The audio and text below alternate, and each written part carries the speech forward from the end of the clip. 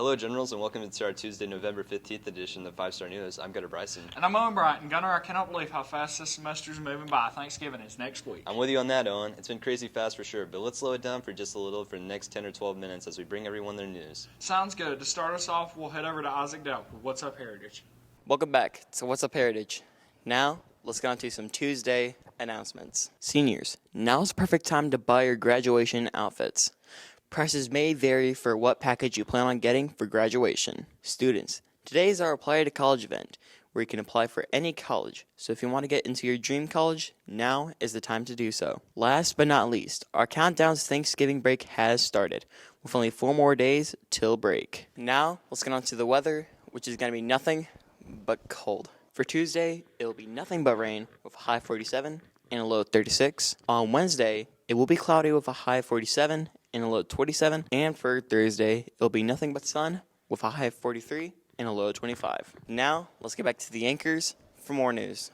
Thanks, Isaac, and on to the news now, and news coming out of our FBLA department this morning. It sure is. The Future Business Leaders of America are holding their first ever Black Thursday event here at the school.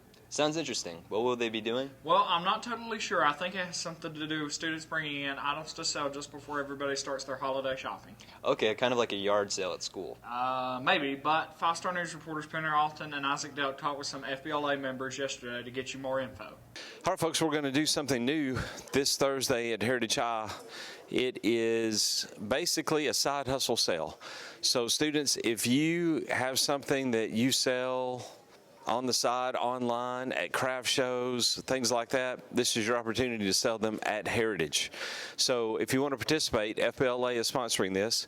There's a Google Classroom code here. There's a Google form you can fill out to get a permit to sell. Doesn't cost you anything, and what we'll do is set up some tables here in the main lobby. Students, I'd like to remind everyone to bring some extra money if you'd like to make a purchase. So it's where you can sell all your little things you can make or all that stuff during lunch. My side hustle is I'm going to be selling a bunch of Stranger Things stuff, little sand bottle necklaces, and that's kind of all. I am very excited. This Black Thursday event is going to occur this coming Thursday. We have some students that are registering with FBLA, and then they're going to set up a table and have things that they can sell there in the main lobby. And it's going to help them learn about running their own business. I know we have at least one student who has like his own exclusive clothing brand. So he'll be bringing some of his clothes. Have a student who makes jewelry, so she'll be bringing the jewelry. So if there's something that you'd like to sell, you can sign up. And then students, this is kind of a fun way to bring some money to school, make some purchases, and support your own entrepreneurship as you guys think about what you want to do after you graduate from high school. A lot of these businesses that are big now started off as small independent businesses, so it's going to help students learn about that and move into the future. And we may expand the process and make it broader learning concept in the future about entrepreneurship. So we're going to just see how it goes and see how we can build on it for the future. Okay, that makes a little more sense now. Moving on to yet another club starting up at Heritage. Yeah, Gunnar, and I know you're going to love this one. It's the Lego Club. Oh, no doubt. Definitely right up my alley. How do students get signed up? Let's find out. Here's Brody Irving with that information and more in this report.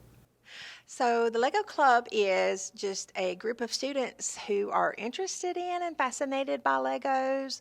I have a student here who came to me and he was talking about Legos and how much he loves Legos.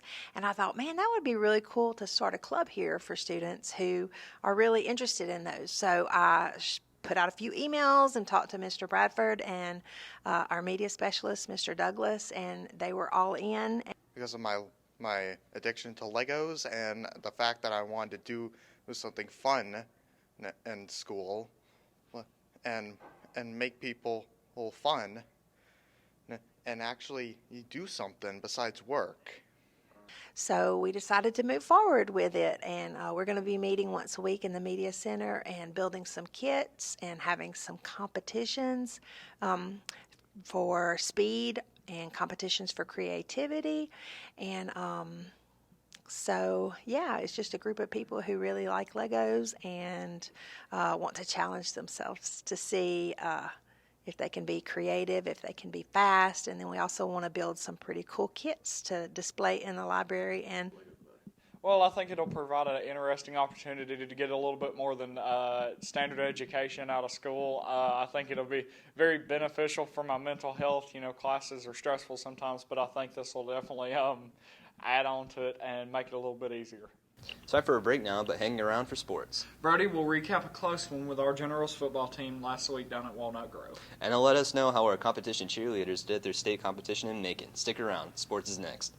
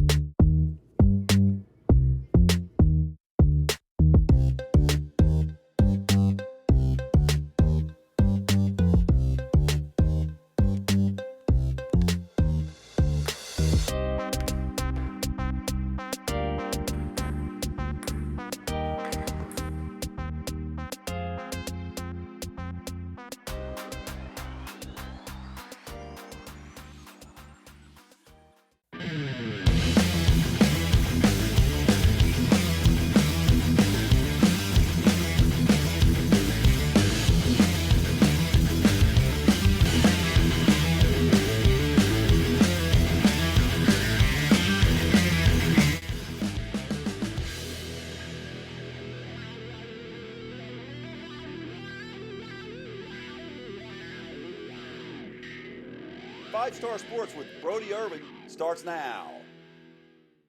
Sports time here again on the show, and I'm Brady Irvin. We'll start today off with football. Our Generals traveled south last Friday to Walnut Grove High School for their first round matchup in the GHSA state playoffs. Coach Slaughter's squad entered play with an 8-2 record and knew a win over the Warriors would be tough, especially on the road. Could they pull off the upset? Here's Coach Trina with the game. Unfortunately, it didn't go our way. It was a 4-point loss, and we had some opportunities to score. I will say this. I think our defense played an outstanding ball game, holding an offense that had scored a lot of points to just 17. And one of those was set up by the return off a blocked field goal. So, you know, we kind of put them in a tough spot with a short field right there. We didn't play our best game. Definitely should have beat that team. But, I mean, it was a great season. Should have won the game. It was pretty close. Our defense was doing pretty good. Our offense, we could have had some better play calls, but we tried to execute, but we just couldn't get it going. And our offense moved the ball up and down the field, put points up, but just not quite enough. So hate to see our season go out like that, but at the same time, you know, I don't think it's representative of our entire season. I think this was an outstanding year for Heritage football. Yeah, I caught the ball. I knew I snapped the dude off pretty good, so I know he wasn't that close to me. Caught it, turned around, and he tried to hit me really hard but missed, so he was on the ground. Jumped over him and then got to the end zone.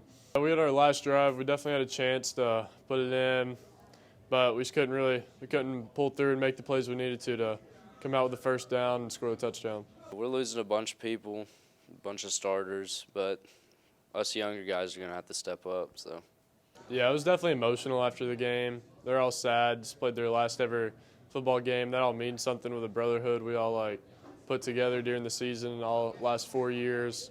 It was hard after the game, but we all still together after all of it. Oh yeah, we'll still be good next year. Lose a bunch of key players, but we still have some solid players. I think we're going to be just as good, if not even better, next year. So close. Congrats, coaches and players, for one of the best football seasons ever. To cheer now, and Coach Burkett and her ladies were in Macon, Georgia last Friday competing in the GHSA state cheer competition. How'd they finish up? Here's 5-star sports reporter Owen Bryant with the competition recap.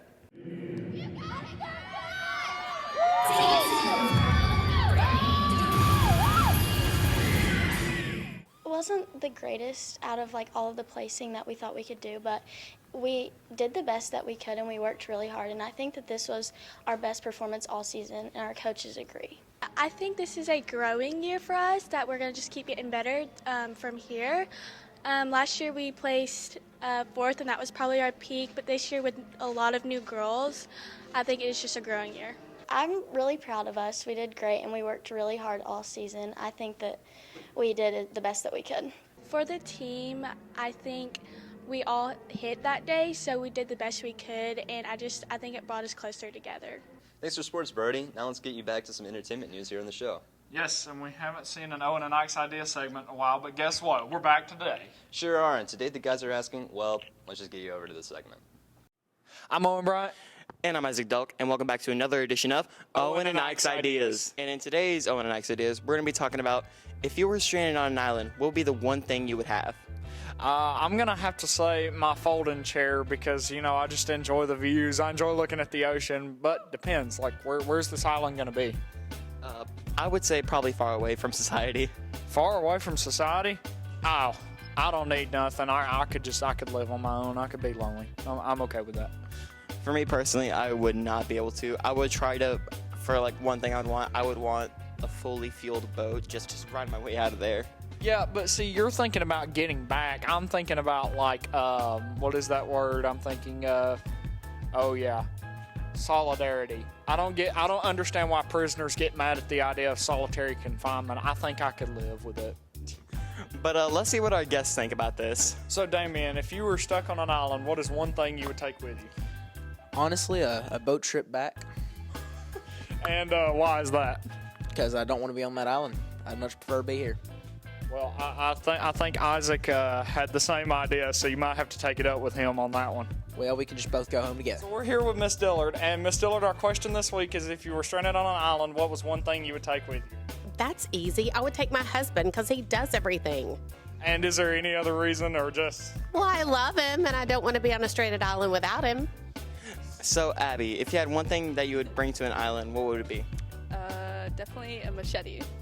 And why is that the case? Because it would help with hunting, preparation for food, and making shelter. Honestly, that is one of the good answers that we've had.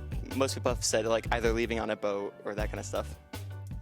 And with that, we'll wrap up this Tuesday edition of the 5-Star News. But fear not, we'll join you again on Friday with a brand new report. But until then, stay classy, Heritage.